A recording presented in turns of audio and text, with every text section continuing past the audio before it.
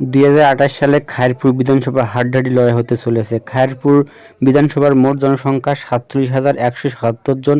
এর মধ্যে হিন্দু প্রায় 67% বসবাস করে এবং মুসলিম ভোটার আছে প্রায় 9%। চ্যানেলটি ভালো লাগলে সাবস্ক্রাইব এবং লাইক করে রাখবেন। 1977 সাল থেকে 2023 সাল পর্যন্ত এই খায়রপুর বিধানসভায় কোন দল কতবার জয়লাভ করে? সিপিএম এখানে 6 বার জয়লাভ করে, বিজেপি 2 বার এবং কংগ্রেস 2 বার। চ্যানেলটি সাবস্ক্রাইব এবং লাইক করে রাখবেন। 2024 পঞ্চায়েত নির্বাচনে খায়রপুর বিধানসভায় সিপিএম 17% ভোট পায়, বিজেপি 47% ভোট পায় এবং কংগ্রেস 11% ভোট পায়। চ্যানেলটি সাবস্ক্রাইব এবং লাইক করে রাখবেন। খায়রপুর বিধানসভা 2024 সালে কোন দল কত শতাংশ এই বিধানসভায় ভোট পায়?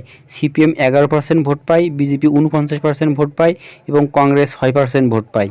চ্যানেলটি সাবস্ক্রাইব এবং লাইক করে রাখবেন। 2018 সালের নির্বাচনে এই কেন্দ্রেতে প্রথম জয়লাভ করে রতন চক্রবর্তী। তিনি ভোট পান 25,496, 56% ভোট পায়, 54% ভোট বৃদ্ধি পায়। সিপিএম এখানে পবিত্র কর ভোট পায় 18,457 ভোট, 41% ভোট পায় এবং 9% ভোট মাইনাস হয় এবং কংগ্রেস ভোট পায় 482 ভোট, 1% ভোট পায়। অর্থাৎ 2018 সালের বিধানসভা নির্বাচনে বিজেপি প্রথম জয়লাভ করে 7,009 ভোটে জয়লাভ করে। চ্যানেলটি সাবস্ক্রাইব এবং লাইক করে রাখবেন। 2013 সালে বিধানসভা নির্বাচনে এখানে সিপিএমের জয়লাভ করে পবিত্র কর 20,972 ভোট পায়, 50% ভোট পায়। কংগ্রেস ভোট পায় হলো 19,675 ভোট, 47% ভোট পায় এবং বিজেপি ভোট পায় নীলিমা ঘোষ 698 ভোট। অর্থাৎ 2013 সালে আসনটি সিপিএম জয়লাভ করে 1,297 ভোটে।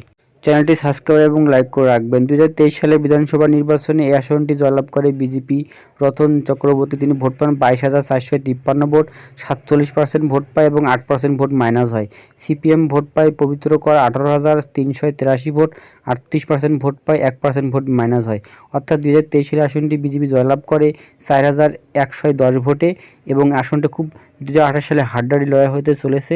চ্যানেলটি ভালো লাগলে সাবস্ক্রাইব এবং লাইক করে রাখবেন। ধন্যবাদ।